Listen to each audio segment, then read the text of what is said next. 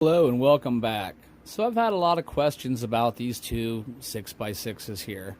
We got the Atlas 6x6 and then we have the Panda Hobby 6x6. And while they do look very similar, they are very different. I do believe that they use the same cab mold from at least here forward. But other than that, I think the similarities pretty much stop there, besides the fact that they both have 6 wheels and or 1/18 scale. So I am going to get a little bit closer. We're going to pull the tops off these, and I will show you the large differences between these two rigs. So we're in nice and close, and we have the bodies off. And you should be able to start seeing the differences already, such as on our FMS, we have a frame-mounted servo with panhard bar. And on the Panda Hobbies, we have an axle-mounted servo, which I prefer because you don't get any bump steering whatsoever, and it gives you a little bit more weight down on your axle itself. And then the other big obvious difference is the frame rails. You can see the frame rail on the FMS is flat like aluminum stock. It's a nice rail. And then over on the Panda Hobbies, it's a channeled piece of steel, which is also a really nice rail system. And then another one of the very big differences is the transmission and motor. These bodies are, this one I could take off a little bit easier, but the one for the FMS is really bound down in there. I didn't want to cut all the wire ties off of it. But you can see this has a pretty large motor in it for this size of vehicle. And the transmission, a little bit bigger. Now inside the FMS, this is our motor down here, this little guy. So if you look side by side, that's a very large difference in motor size. And the transmission's completely different. And then your battery on the FMS has a little mounting spot here. And it's back here on the Panda Hobbies. Neither one of those is a very big deal.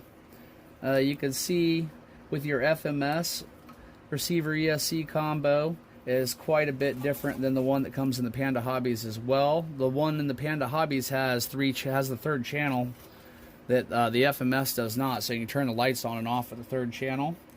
And then plus it actually has looks like a total of a 6-channel receiver ESC combo in there. So there is definitely room for modifications and expansions in there.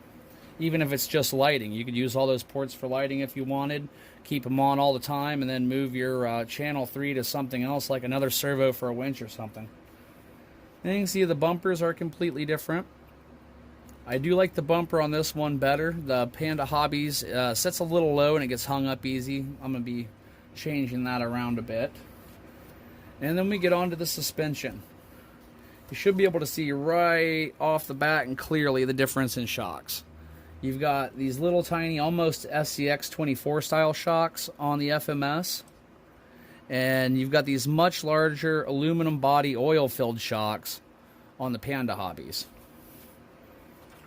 We'll flip it over and look at our suspensions. And here they do look very similar. They both have the same 4-link style suspension, completely different differentials though, by the looks of it. They're completely different shaped. These ones seem to be larger. And the links on the Panda Hobbies are also a little bit, watch this, see, with the FMS, see how flexy these are? I mean, they're, you can bring them all the way in, it doesn't hurt them. On the Panda, you don't have quite the flex on it, so they're a little bit more rigid. I did have some driveline binding on the Panda, and as you can see with the Panda, look how that drive shaft, hopefully you can see it there, the drive shaft sits at an angle going up to the next one. Where on the FMS, it's pretty level. I mean, it goes down a little bit, but it's fairly level, so I don't get binding in the rear end like I do with this one. This one does bind a bit more in the rear end. Just doesn't work quite as smoothly. I'm going to have to do a little bit of tinkering and figure that out. And we're going to move on to the wheels. Now with our wheels, I can get this out of the way. These ones, no foam in these, but they are, I do believe, yes, a beadlock style wheel. So they are a beadlock. They're a little bit smaller. This is more of the 1 inch. Well, I could actually, let's find out.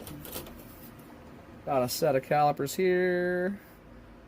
Zero them out. And we'll move 2 inches. So that's more like a 1 inch rim. And this one is a little bit smaller, but also a 1 inch rim. I guess this one's like more of a, let's see here, about a 1.2, 1.3. And we got a 1.1, about 1.1.5. So a little bit smaller, which you also have a little bit smaller wheel. You can also gauge that. So these are roughly 2.2 inches. And these tires are about 2.1. So just a tiny bit difference, not a whole lot, a little bit smaller, but these ones do have foam in them. And it is also a beadlock wheel, but you just have your 3 screws on the outside, or on the outside where these have, it looks like 5 on the inside. But both of them perform well. They're both about the same amount of money. So it just really all goes down to preference at this point. So far, I am really liking both of them. The Panda Hobbies has more power and will power through more things. The FMS is lacking a little bit on the power side, and the tires on the FMS are good depending on the conditions.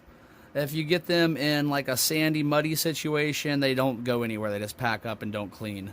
The Panda Hobbies wheels seem to be a little bit softer, and they got the lugs on them are a bit better too. I think, at least for the type of driving I do. But there you go.